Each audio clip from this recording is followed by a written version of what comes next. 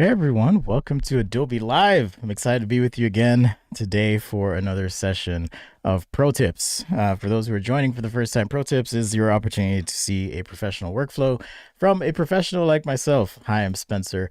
I'm from Salt Lake City, Utah. I'm an industrial designer and I sketch a lot with lines. And so today we're going to be talking a lot about brushes and lines and how to get more expression in your brushes as you work in Adobe Photoshop. But a lot of this will apply to other apps like Adobe Fresco if you happen to be like me and like to work with Adobe Fresco as well. So let me just make sure. All right, I'm going to close my mail app here. It's kind of going crazy. Boom. All right. Last time we had some technical issues, but today we should be good to go. If you're following along, you can just open up Photoshop here and you'll be greeted with the wonderful interface. So I'm going to assume that you all know everything you need to know about the basics of the interface because we're going to be focusing on brushes today. I'm using a Wacom Cintiq. It's a big screen that I can draw on here. And with Photoshop, you do have access to a lot of default brushes, okay? So even something like this hard round brush here, you can see there's some customizations that I've made to my brush library because I like to make sure that I don't have to force myself to work with the tool if it's uncomfortable, all right? So I like my tools to be, to work for me, is what I'm trying to say there. So I do have some customized brushes and so forth. And while I'm mentioning brushes, by the way, for those who don't know, there are a ton of brushes that you can get through Adobe for free, absolutely free.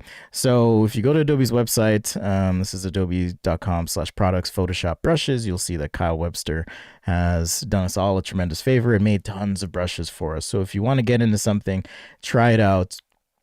Feel free to go there and check it out yourself. I also have my website where I do have brushes available if you're interested in using the tools that I use as well. All right, let's get back to Photoshop here. So first thing, like I said, you'll notice is that you do have some defaults. And for your brush controls, you can, of course, control the size and hardness of this brush. I'm going to make sure I'm on my default colors here. Let's make a new layer just out of habit. I like to not draw on the background if I can help it. Okay, so your default brush, if it'll let me do it. Why are you doing this to me today? I thought I wouldn't have any major technical difficulties, and here we are. Oh, it's because I'm on the eraser. Silly me. Okay, so there's one brush that I was using. Let's go back to this default because I do want to show you how we can build from something like even this small hard round brush and start to get a lot of expressiveness in. So like I mentioned, I'm a product designer and a lot of times I'm sketching things that people are going to use. So it might be something like, you know, a shoe or something like that. Just real easy, quick one here. And even though I'm trying to sketch with expression, you'll notice that these lines are kind of all even. Okay, it does communicate the idea that I am sketching a piece of footwear here, and sometimes this is okay, but what if you want to level up and start to add that expression you might be familiar with? How do you go about doing that? So as I draw these lines, they are a consistent thickness, they're a consistent weight. There's no variation in opacity. And the reason this matters for me, I'm going to switch to my overhead here and show you just to kind of connect the dots for you, is that when I'm sketching on paper, you know, sketching digitally isn't for me meant to necessarily replace how I draw on paper. But when I do draw on paper, I like to, and you can see my beautiful weird pink keyboard. I'm feeling pink these days.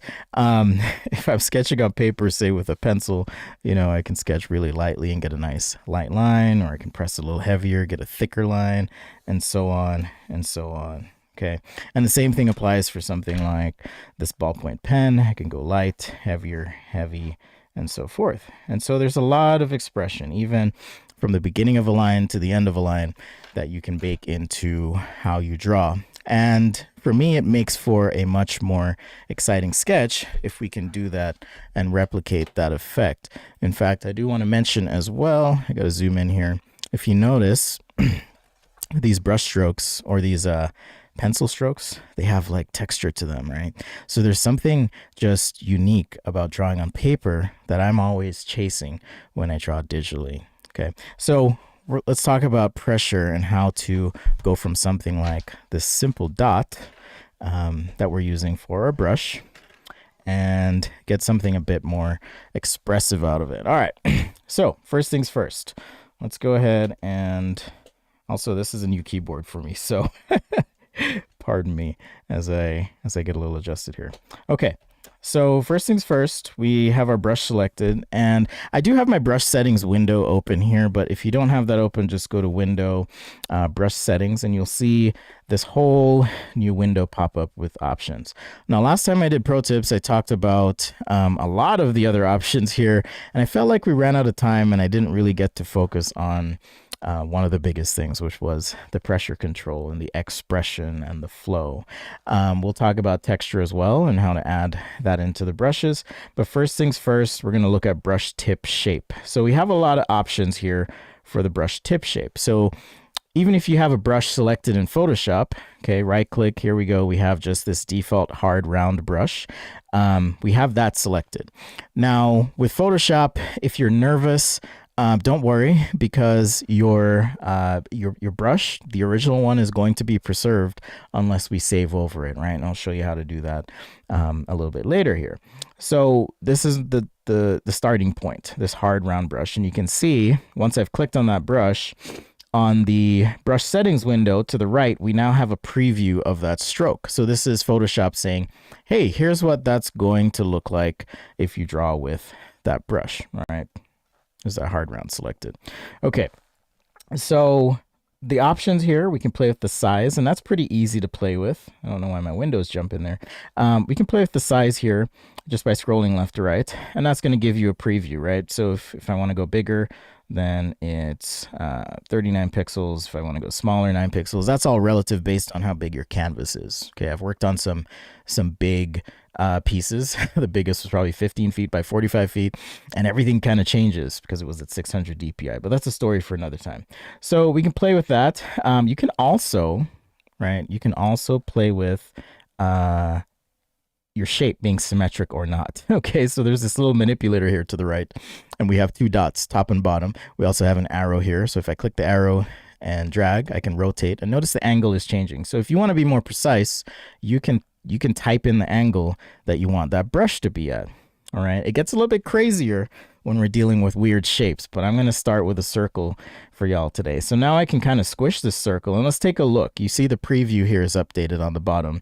So now I have almost this chisel-like appearance to the brush, right? So we've already introduced a different expression to that tool. Like, you've made it your own in your own way already just by changing the angle. So pretty cool. The next thing we can play with, right, there's a lot of things here, but hardness. So that just refers to how crisp the brush is going to be on the edges. Think of it kind of like a feather or a Gaussian blur for those who are familiar with that. So here, if I drag the hardness all the way down to say 7%, notice how, maybe, I hope this shows through okay on the stream here, but notice how it looks a little fuzzier there compared to the stroke on the bottom. Okay, this is going to be a very messy canvas, by the way. We're just drawing lines today, and a few products here and there. So notice how it looks a little bit fuzzy, right? Pretty interesting. So if you want maybe a little bit softer feel to your stroke, that's certainly something you can play with. The next thing we can play with in this initial window under brush tip shape is the spacing. All right, and I kind of glossed over this last time. I just want to mention this as a call out because I've worked on a variety of different types of hardware, and sometimes your hardware is going to struggle if your spacing is set too low, okay? It might be time to get a new Mac or PC if you notice that Photoshop is struggling a little bit. So I'll show you the difference here, all right? So let's undo. I'm going to make a new layer just so I can turn off this other layer, and we have a little fresh spot here to start with. A little zoom out. Okay, so there's a line with spacing set at 1%. If I increase the spacing, okay, notice the preview doesn't look that different. The spacing is really just Photoshop saying how often it's going to repeat the stamp or that brush tip shape along the length of that stroke. So if I draw again, I actually get a much more efficient brush. All right, so efficiency is one of those things that you may not think about or may not even come to mind as you're customizing your brush. But if you can get the same stroke, right, in a few steps, Here's the spacing set to 161%.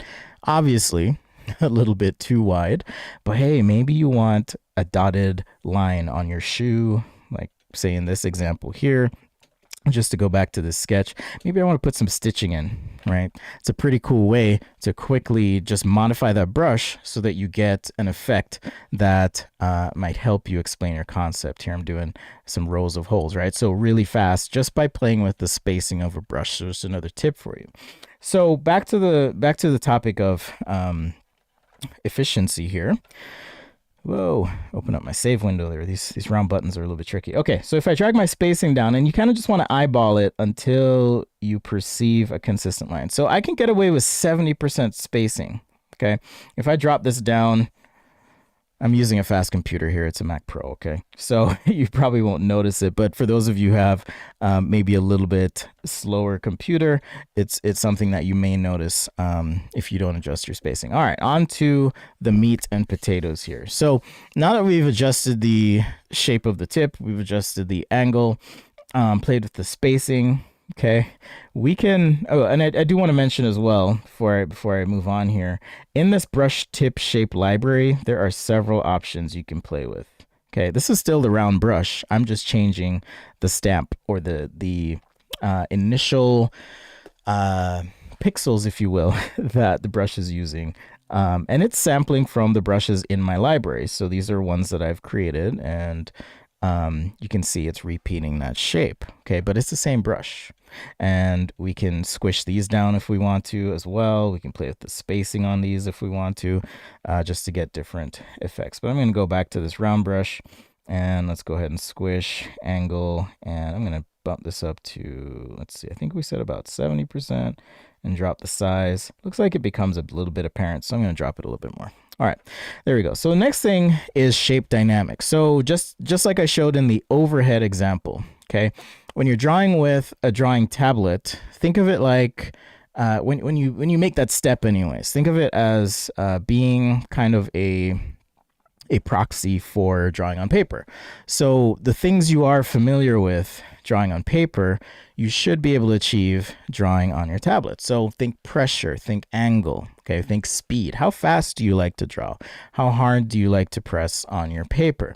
Now, I'm not going to get into the settings here, but each device typically has settings to help you calibrate the pressure sensitivity. Okay, so there's two pressure sensitivities. I say I'm not going to get into it, but I'll show you anyway. So here's my Wacom desktop center, and if I go to my Cintiq Pro, I can go to pen settings, and it'll open up my settings here eventually. There we go. And I can customize, do I want the tip to feel more firm or soft? And it gets into all these pressure profiles and stuff. I will say, without getting too much into the weeds, it is absolutely worth taking some time to mess around with that, because it'll make a world of difference, okay, in how you draw. I mean, I started drawing on a Wacom Intuos, the ones where you can't see the screen, and so I have a lot of experience trying to calibrate these drawing tablets for how I like to draw. But Photoshop itself will allow you to also control that pressure, as well as introduce that dynamic into your brush. So under shape dynamics, we have size jitter.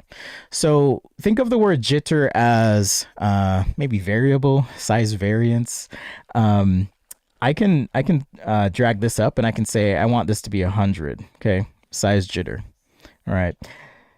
When I do that, okay, notice I'm going to zoom in here so you can see there's some variation already added into the line. So even if you're not wanting to factor in how hard you're pressing on the stylus, okay, you can already get some expression. It's kind of cool. So let's undo that. I can say I want the minimum diameter. Okay, so it's going to look at the brush. Think of the size of that brush. Say the tip is this shape. All right, see my jitter is in there already. This is 100%. Okay. That's 100%. So Photoshop's going to say the minimum I want to be 5%. Maybe it's that small. That's an awkward drawing there, but maybe 5%, right, is going to be something like that. So if I say I want my minimum to be that, I can say that's the smallest this brush is going to be as I draw, and it introduces that jitter. Now we have some options for control. All you control freaks out there, like, whoa, control.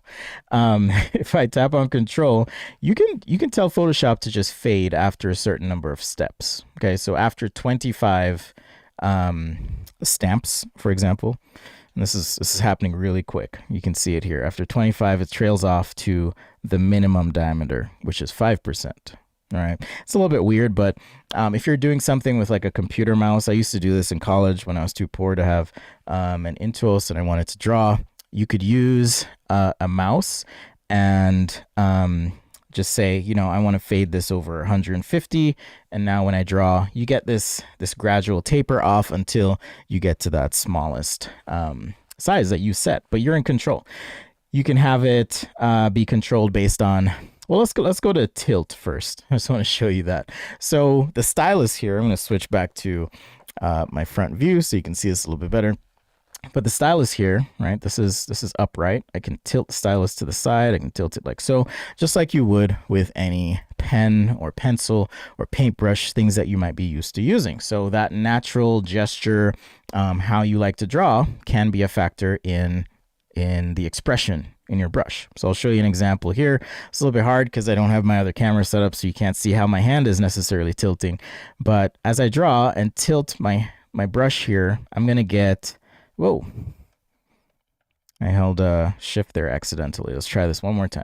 So I'm gonna draw left to right, okay? And as I tilt, I'm getting, see that little variation? See how the brush got really small? I'm holding this almost parallel to the screen.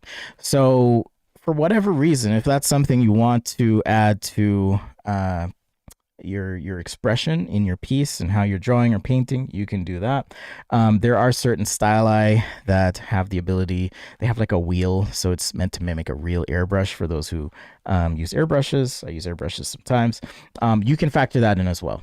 So that's something you can do. But I would say more often than not, pen pressure is going to be your go-to. So once pen pressure is selected, the harder I press on the screen. So let's start with me pushing really hard on my tablet here and then lightening up all the way to the right. Super familiar and starts to feel a bit more like something you might be used to. Okay, we can set that minimum diameter as well. So if I want to, with my lightest stroke, make sure that this is never smaller than a certain size, I can do that. Okay, and just to show you what this effect looks like, let's zoom out a little bit because I think I'm a little bit too zoomed in there, but it's starting to feel almost like a scratchy pencil, right? And I get a little bit more expression in that stroke. So taking a look at our shoe here again, oops, I'm going to just transform this. There we go. Just put this to the side just so you can kind of see that as reference. And then with a new layer, let's go ahead and just test out just the few settings that we just messed with. All right, I got my brush selected. I'm gonna hide these brush settings for now. All right, there we go. Tiny little window here. All right, I'm not gonna worry about it right now because this is pro tips. We don't have time for that. Okay, so even even drawing, say, this new outsole, you can kind of see how my expressiveness is now able to be translated into these strokes, okay? And if you want this to be, say, more extreme of a transition, it's all really just dependent on, sorry, let me just get this part correct. All right, there we go. It's all just dependent on how that minimum diameter is set, as well as how you want to, how hard you want to press on the canvas, I mean. Okay, sorry, brain freeze there. Anyhow, so just a quick example of how you can see the sketch on the right has a bit more expression than the sketch on the left. So going back to our brush settings here, boom, there we go. That's what I wanted to do. Just wanted to dock this in my menu. Okay, it's not behaving right now. Okay, so we have shape dynamics. We can also play with the angle. Okay, so I can say, as I'm drawing, it's going to randomize the angle of the stamp. Now remember, when I go back to brush tip shape here, we have this brush tip shape that's not quite a circle. It's a quick way to introduce some texture and roughness into your brush, and I'll talk about texture in a minute. Just a little shout out to Firefly, and even within the app here, how we can introduce textures into the brush. But just make sure I'm on a new layer. As I introduce that angle jitter. Okay, so back to shape dynamics here. Okay, I've got this set at 29%. Okay, let me crank this way up so you can kind of see, and I'm going to go ahead and increase my brush size so you can see even more. Here's the preview, right? Kind of looks like a rough pencil. So as I go left to right, it is, and I'm going to go slow so you can kind of see how it's just taking that stamp and randomizing it. Okay. Every stroke you make is going to be unique. It's going to be unique and related to how you draw, your pressure. Like I said, you can factor tilt in. I could say, you know, I'm going to have the angle jitter, that amount, be related to my tilt. So the more I tilt, the more rough it's going to look. And the less I tilt, the less jitter there will be. All right. Very subtle, but again, it's a means of introducing some additional expression into your sketch. And that's all without introducing a texture into the brush. And you can see we've got some funky lines there. You can even have this, some of these settings inverse, I should say. That's what I'm trying to say there. So I could flip the X and Y jitter if I want. So it kind of goes, let's say, opposite of what might happen, and that can lead to some interesting things as well. I do believe, let's see, okay, there's also roundness jitter. So I can say, instead of me fixing the roundness of the brush in the brush tip shape, I can say, based on how hard I press, change the shape of that stamp, so to speak. Okay, so if I press harder, it's going to change the shape, as opposed to if I'm a little bit softer.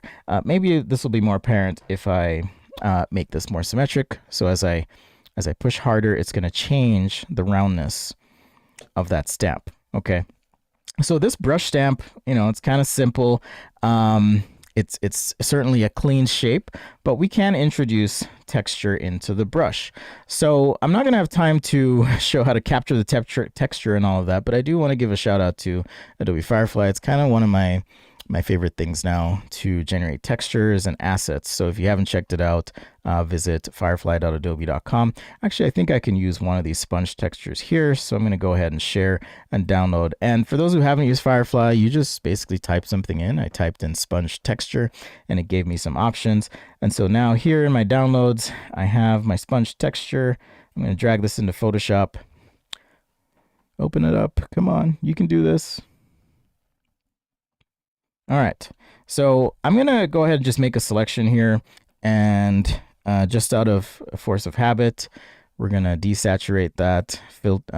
Let's go to image adjustments, levels, and I'm gonna just make this a little bit more high contrast. Okay, so now if I go edit, define pattern, all right, I'm just gonna throw that in there. Let's go back to our brush experimentation. Now when I have my brush active and I hit texture, I have an option in this drop down to select this pattern. So now my brush should, with enough playing around here, you do have to mess with some of the blending modes to get what you want. And usually I'll just play with this a bit until I get what I want. Okay, blending modes to me are kind of like a little bit of a dark art, and eventually, you know, when I get what I want, I'll have that as part of the texture. So anyhow, just a little tip for you there if you want to add a little bit more expression and, of course, texture to your brush. I wish we had more time. I hope to see you again soon and be back here where I can share a little bit more information with you as well about brushes.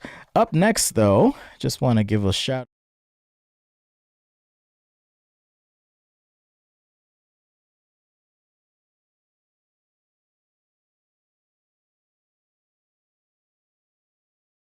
live. All right. If anything you take away from this, I want to say jump right in, play with those settings, experiment, have some fun and make some mistakes, because failure is a chance to learn. And you know what? We're artists, we're designers, and getting messy is a big part of what we do. So go get messy, stay creative, and I hope you have a fantastic Wednesday. Much love to you all. Thanks again. Be sure to subscribe to the Adobe Live YouTube, as well as follow us on Behance here. And I'm easy to find on the internet. I'm at sketchaday.com. Super easy to find. So yeah, hope to see you out there on the interwebs. Just a quick, there we go. There's my website. Super easy to find. So hope to see you on the internets, and I'll be back. All right. Take care, y'all. Have a happy Wednesday.